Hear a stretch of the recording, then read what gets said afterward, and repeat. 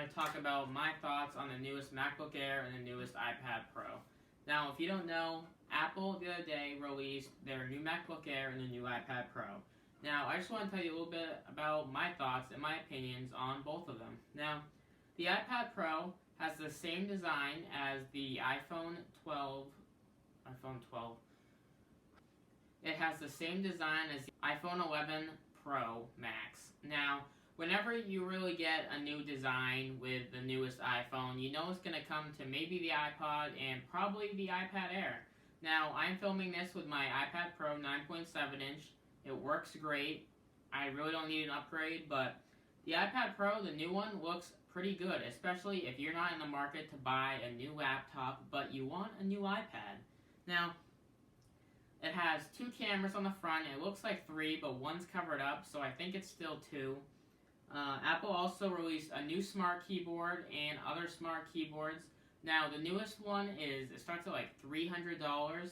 You actually can type with it, and the iPad is actually floating, and it's not actually touching the keyboard.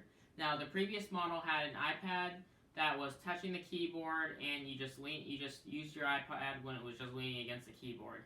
This one floats above your keyboard, and your iPad's not actually touching it. And it also comes with a trackpad now. So you can, I guess, use your mouse on your iPad. They say it's your computer, but it's not really your computer. It's just an iPad with a keyboard and now a trackpad.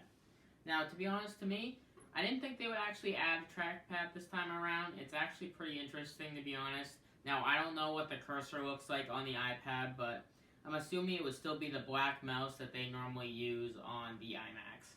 Now, what was interesting was they don't even have a gold color for the new iPad Pro. They only come in space gray and silver. Now, I don't like silver. I would get space gray, but I don't plan on getting the new iPad Pro anytime soon.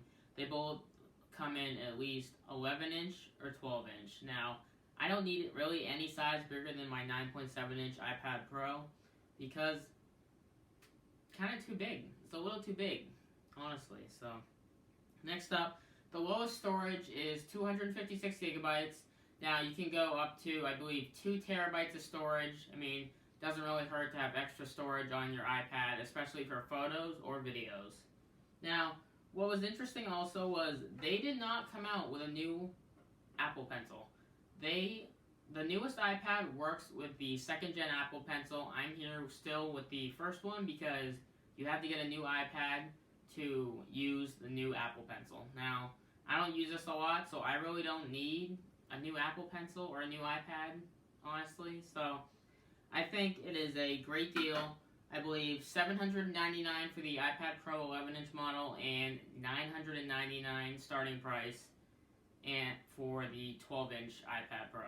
So, obviously, as you upgrade it, the price is going to go up and up, especially with the new keyboards at how pricey they are. So, next up, the day, Apple also released their newest MacBook Air. Now, the MacBook Air is Apple's cheapest laptop if you want to get into an Apple computer. It starts at $999. Their one from like 2011 was also $999. Now, the one in between was the MacBook Air from, I believe, 2018. That one was $1299. Now, I really don't think that was worth it, to be honest, because you only have like 1.1 gigahertz core i3 or i5, and the keyboard was the same as the keyboards on the 2018 MacBooks, and it just wasn't that great. The only real benefit was there was only a fingerprint sensor. You didn't have a touch bar on the MacBook Air, because that's kind of what makes it unique. It's the cheaper budget model for most MacBooks from Apple. So, this one, I believe, comes in space gray, gold, and silver, which was interesting. They don't come in any other color besides space gray or silver. So, now, they brought back the old keyboard. Now, what Apple did was they had butterfly switches. They were very, very thin keys that you just type on, and it feels kind of plain.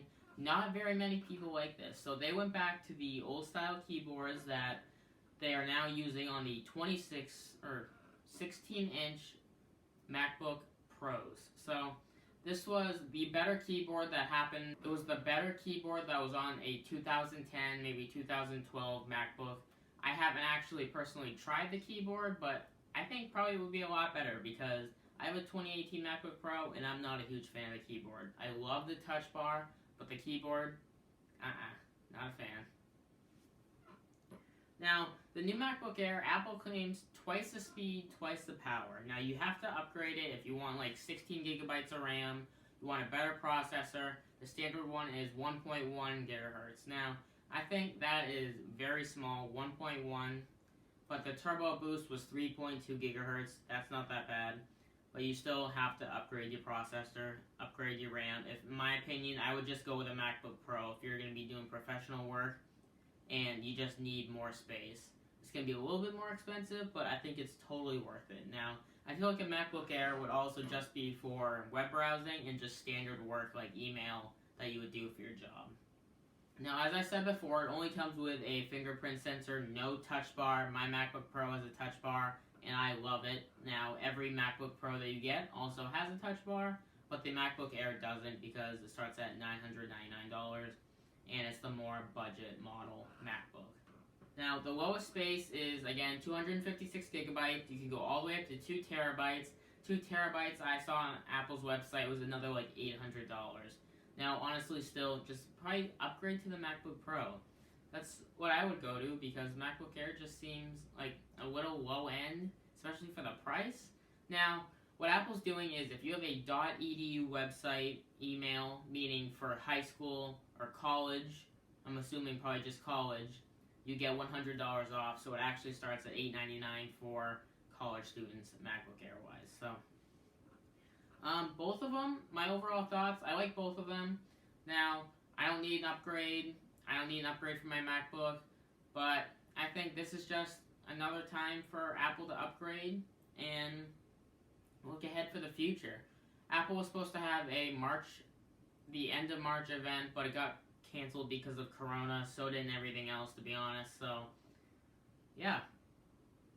Now, so that is just some of my thoughts on both the MacBook Air and the iPad Pro. Let me know in the comments what you think of each, and make sure to follow my social media and my Twitch, because I stream occasionally. I took a little bit of a break, but now I'm trying to get back into it. So yeah, like this video, and subscribe, and I'll see everybody in the next video. Thank you.